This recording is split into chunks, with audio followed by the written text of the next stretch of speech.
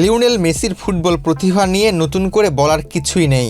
অসংখ্য record, trophy আর ব্যক্তিগত অর্জনে তিনি নিজেকে ইতিহাসের অন্যতম সেরা ফুটবলার হিসেবে প্রতিষ্ঠিত করেছেন। তবে মেসিকে অনন্য করে তোলে শুধু তার পায়ের জাদু নয়, তার বিনয়, মানবিকতা এবং মহানুভবতাও। অনূর্ধ্ব-20 বিশ্বকাপের একটি ঘটনা তারই উজ্জ্বল উদাহরণ। সেই আসরের ফাইনাল শেষে গোল্ডেন বল জিতেছিলেন মেসি, আর সিলভার বল পান নাইজেরিয়ার ফুটবলার জন ওবি মিকেল। তবে তখন জন ওবির মনে হয়েছিল টুর্নামেন্টের সেরা খেলোয়াড়ের পুরস্কারটি আসলে তারই প্রাপ্য। হতাশা থেকে তিনি সরাসরি মেসির কাছে গিয়ে স্প্যানিশ ভাষায় বলেছিলেন, তুমি আমার গোল্ডেন বল চুরি করে নিয়েছো, আমি তোমার চেয়ে ভালো ছিলাম। One parcel, more ways to send. Pathao Parcel has expanded. Explore the new parcel. এমন অভিযোগে অনেকেই বিরক্ত হতে পারতেন, কিন্তু মেসি ছিলেন ভিন্ন।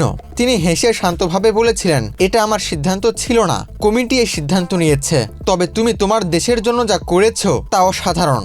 ঘটনা এখানেই শেষ হয়নি। কিছুক্ষণ পর লকার রুমের কাছে আবার দেখা হলে মেসি আরও অবাক করে একটি প্রস্তাব দেন। তিনি বলেন, তুমি চাইলে আমার গোল্ডেন বলটা নিয়ে আমাকে তোমার সিলভার বলটা দিতে পারো। এই প্রস্তাবে হতবাক হয়ে যান সেই নাইজেরিয়ান জন ওবি মিকেল। পরে তিনি হেসে উত্তর দেন, না, এটা তোমারই প্রাপ্য, আমি শুধু হতাশ ছিলাম। এত দয়ালু হওয়ার জন্য ধন্যবাদ।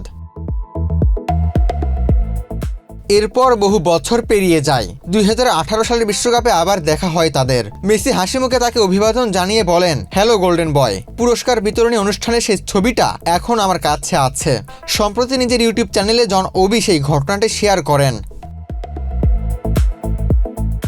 এই ঘটনাটি প্রমাণ করে মেসির মহানুভবতা কোনো অভিনয় নয়, এটি তার ব্যক্তিত্বেরই অংশ।